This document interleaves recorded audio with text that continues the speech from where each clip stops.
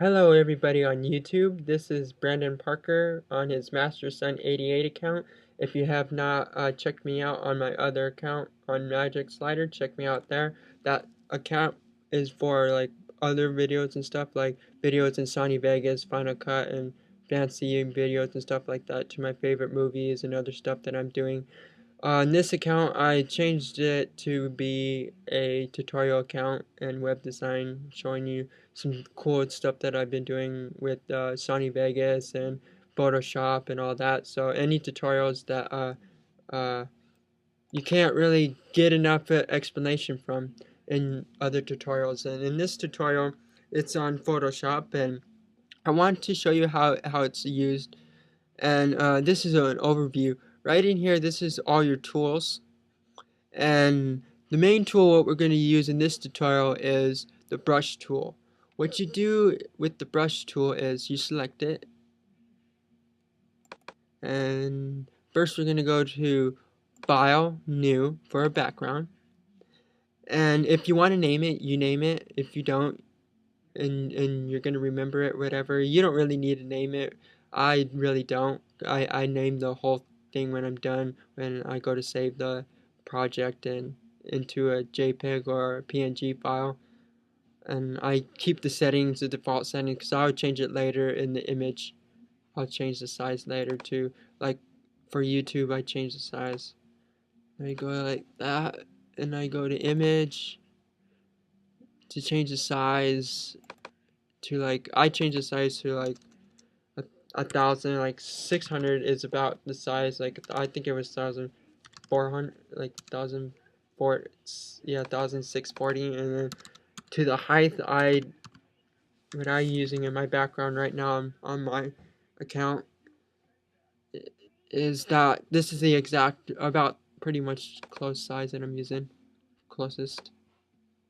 And I stretch this out a little bit. Make sure that I change the zooming percent into, like, I usually do 33% when it's this large, so that you can see what you're working with on your background. And whatever you're working in here is, you'd add new layers if you want to add more stuff on top, or or you just play around with the background. If you want to change the color, we go into the brush. You already have the brush tool selected, so what I'm going to do is get the round brush color, and I'm going to have the background to be like a little dark. I'd say dark red or black. Do black, kind of like what I did in my background. And I'd have the size of the brush. I'd take it all the way to the max, and I cover it up so I can have the background color that I want. And then I go into like add another brush color, like a brush. You download some of these brushes from Google to get all these brushes that I have, and there's many sites on Google. Make sure that you change the color to what you want, what you're looking for and stuff in your brush. This brush that I'm going to be using is like a splatter brush that I'm selecting right there, and then I get another color like blue, and then a third color kind of like what I have is like yellow. Make sure I change to the different splat, really different one. Okay, and then I go and I get a yellow color, and right there. And then, okay, now what I do next is, because I have my background the way I want it, and I want to add other stuff on top of the background, I'm going to go to layer, and I'm going to create a new layer for this, and I'm going to go to new layer.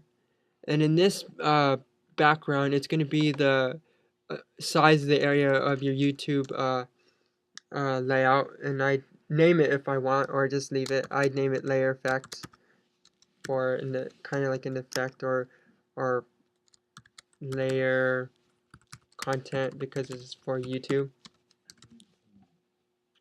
Okay, and then next I leave the okay, now I go to the Marquee Tool. Make sure that the rectangular Marquee Tool is selected for your YouTube layout background. And I'm going to, okay, make this a little bit bigger. Okay, right there. And then go right in here and make sure it's about about this size. Okay. Next, what I'm going to do is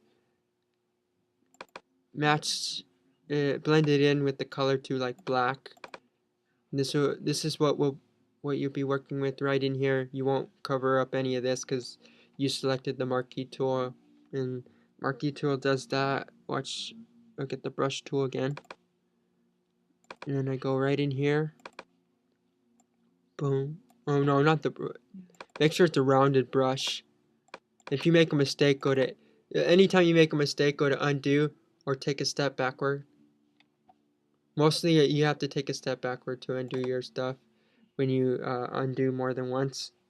So I changed the size to your brush to like the max so you can cover up the area that you want to be solid.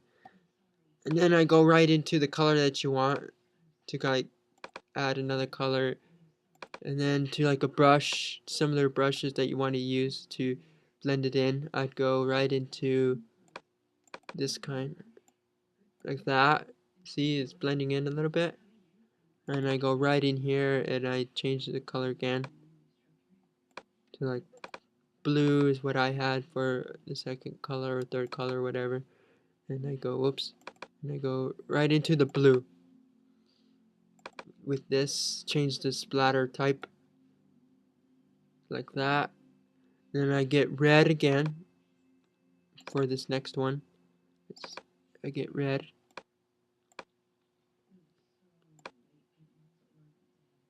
Change it to like a lighter red or pink, whatever. Reddish, pinkish. That's the color I had. So I'd undo that and make it a little different. A different kind of splat. Boom, like something like that. And then I go right in here and I go to add new layer. Layer.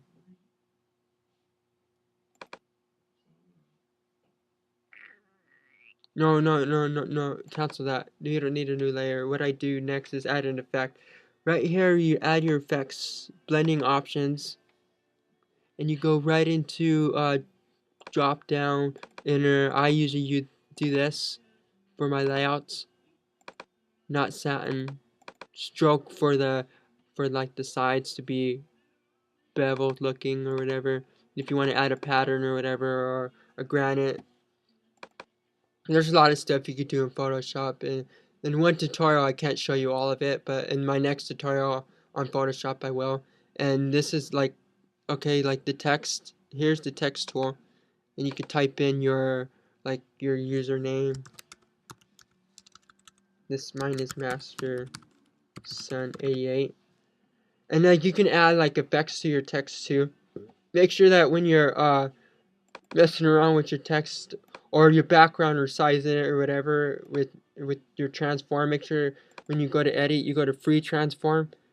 I know there's a way you could select it, like make sure that the show free transform, always make sure you have that checked so you don't have to go right into the edit button area, and you can like flip it around. See this, the way my cursor looks, it's into a rounded form. You could size it or whatever, and then anytime you accept the size or whatever of how the size is,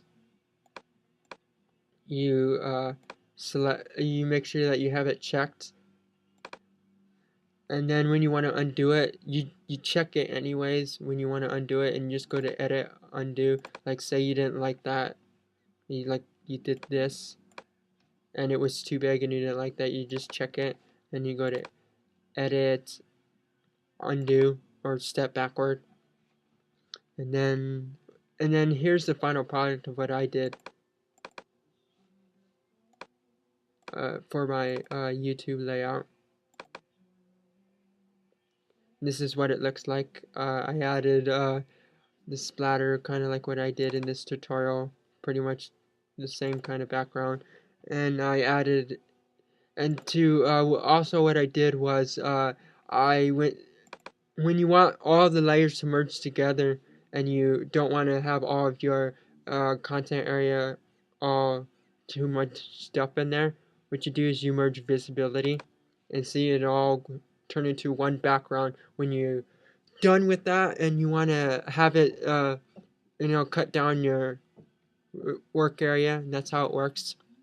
And that's pretty much how you do a layout for YouTube and how Photoshop works. I hope this tutorial helps you out, and rate, comment, subscribe, and more tutorials are coming on the way for my account on MasterSun88. Check out Magic Slider, my other account, and see what I've been doing there, and comment, rate, subscribe, and that's it.